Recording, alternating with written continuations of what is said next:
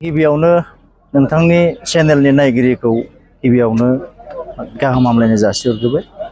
नैबे आं थांनाय नै दाख्लै योगा डे जेनेबा सीएम सारा जोंनि मानासाव फैदोंमोन।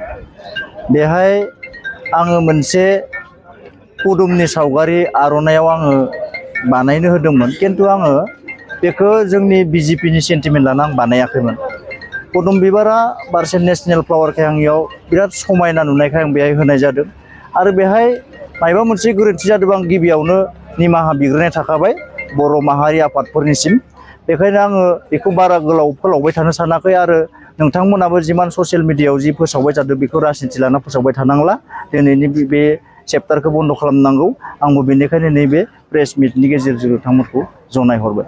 आरो बेहाय आंनि मेसेजआ जेबो दाय गैया। मेसेजआ मोनसे समायना माने फालियाव ओरै मोजां मोनसे पिकचार लानानै बेखौ गावगाय स्टेटास होदोंमोन। आंनि मेसेजनि जेबो गोरोन्थि गैया।